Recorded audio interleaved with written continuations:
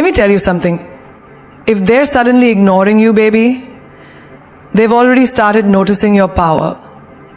And that scares them. Have you ever walked into a room full of people you once called yours and felt invisible? You text them, silence. You speak, ignored. And you wonder, what did I do wrong? Let me answer that for you. You started growing. And they couldn't handle it. You started growing. And they couldn't handle it. The truth is, people don't ignore you because you're worthless. They ignore you when your presence starts threatening their comfort zone. Your confidence is loud and they're not used to it. You used to walk into a room, quiet, cautious, wondering what they thought of you. Your eyes scanned for approval before your mouth ever opened. You used to dim your light just so someone else wouldn't feel like they were standing in your shadow. But then something changed. Slowly, quietly, and then, all at once, you stopped waiting for permission. You stopped needing their applause. You started walking with your chin high, with your purpose louder than your fears. And that is the moment they started ignoring you. Because the truth is, confidence is disruptive. It shakes the ground beneath people who are standing on shaky self-worth. Your strength speaks in volumes, even when you're silent. Your energy walks 10 steps ahead of you, and people feel it before you speak. You're no longer that girl who apologizes for having an opinion. You're no longer adjusting yourself like furniture to fit the room. You are the room. Now, and people who only loved your insecurity, they don't know how to love this new you. Let's take a daily example. Remember the office co-worker who used to laugh with you during coffee breaks? The one who always confided in you when they were down? Suddenly they stop including you in their plans. They start forming alliances without you. You feel left out, invisible. You wonder, did I offend them? No. They start forming alliances without you. You feel left out, invisible. You wonder, did I offend them? No. What happened was, they watched you get that promotion. They heard you speak up in the meeting with power in your voice.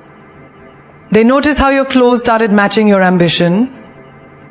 You became unapologetically you, and they didn't know how to relate to you anymore. Why? Because your confidence reminded them of the chances they never took. Confidence isn't arrogance. Confidence is authenticity without apology. And for some people, that's intimidating, especially the ones who are still stuck in pretending. Your presence becomes a mirror, reflecting everything they're suppressing. You walk in with your dreams strapped to your back, and your fears burned to ashes. And that makes some people uncomfortable. You ever notice how in school, the quiet girl who suddenly blossoms into the class speaker starts getting side eyes? It's not because she changed. It's because she grew. And people who remain stagnant often see growth as betrayal. They liked you when you were harmless, when you were agreeable, when you said yes to everything, even when your heart screamed no. But now, you're setting boundaries. You're choosing yourself. That's not just new to them, it's a revolution. Think about your friendships. The ones where you were always the listener, the helper, the fixer. The moment you started saying, I'm tired today, or I can't take this on right now, they started acting distant. Because people who only saw you as useful don't know how to treat you when you're no longer desperate to be needed. Your confidence made you your own hero. And that ruined their role as your savior. Even in relationships, how many of us have dated someone who only loved the idea of us being dependent? The moment we stood on our own, spoke our truth, made choices without needing their approval, they started drifting. Because your confidence cracked the code. It revealed they were never in love with your soul, they were in love with your silence. And then there's family. You start speaking differently, dressing differently, thinking differently. You don't attend every gathering. You start talking about dreams they never dared to chase. And suddenly, you're the changed one, the distant one. Not because you're ungrateful, but because you finally know your worth doesn't come from their traditions. It comes from your truth. That confidence, it's loud. And generational fear hates loud. Confidence is expensive, and when you wear it well, don't be surprised when people who never wanted to pay that price start ghosting you. But let me tell you something. Don't you dare mute your volume. Don't lower your frequency to fit into conversations not meant for you. If your confidence is too loud for them, that's not your problem. That's their volume issue. There's a moment in every strong woman's life when she realizes they're not ignoring me because I'm less. They're ignoring me because I'm more aware, more awake, more aligned with what sets her soul on fire. So no, you're not too much. You're exactly as much as you need to be to break every ceiling they said you couldn't. Keep walking into rooms like you own the floor. Keep speaking like your voice was made to echo. Keep wearing your goals like armor. Because confidence isn't about walking over others, it's about walking without fear. And once you do that, don't be surprised when the crowd thins out. You're not lonely. You're just stepping into a frequency where only those who match your power can stay. Let the rest fall away. They can't control you anymore. There's a moment in life when you realize that you no longer need permission to be yourself. You stop seeking validation. And that's when people who once had the power to influence you, to direct your choices, to dictate how you should feel or act, start to notice that you're no longer under their thumb. It's a powerful feeling, isn't it? When you realize you're standing on your own 2 feet, unapologetically, with your voice finally being your own and not what someone else wants it to be. Think about the relationships you've been in, or even the friendships that you've held on to out of fear of letting go. When they control the narrative, you were constantly trying to fit into their idea of who you were supposed to be. Maybe they told you how you should look, how you should speak, how you should love, what you should accept, what you should fear. But now, you've stepped into your own power, and suddenly, their words don't have the same weight anymore. You've reclaimed yourself, and that's when they start realizing they can't control you anymore. Remember that friend or that partner who always tried to mold you into their version of perfect? They wanted you to be available at their convenience to only do what they approved of. The moment you started choosing your own happiness, prioritizing your own peace, you felt the distance grow between you. Because they couldn't use their influence on you anymore. They couldn't control your choices, your boundaries, or your dreams. You stood up and you said no more. They didn't know how to react. And that reaction wasn't about you. It was about the fact that you refused to be what they needed you to be. And in the workplace, it's no different. Remember the boss or the colleague who tried to take credit for your work?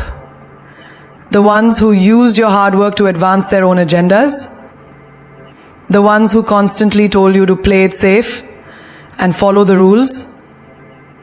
When you started believing in your ideas, your talents, your worth, you became a force they couldn't control anymore.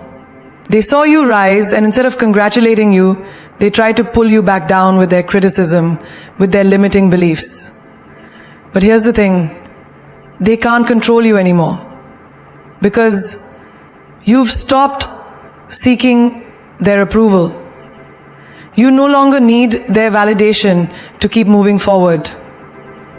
And that terrifies them. And even in family dynamics, it's there. Maybe you've always been the one to put everyone else's needs before your own. Maybe you've carried their expectations like a burden, afraid to disappoint them. But now, you've begun to make your own choices, to carve out a life that's truly yours. You've set boundaries that they never saw coming, and suddenly you're the one calling the shots. And that's when they start scrambling. They don't know how to respond to the new you, the you who isn't asking for permission to live anymore. They've lost their control over you, and for the first time, you're free.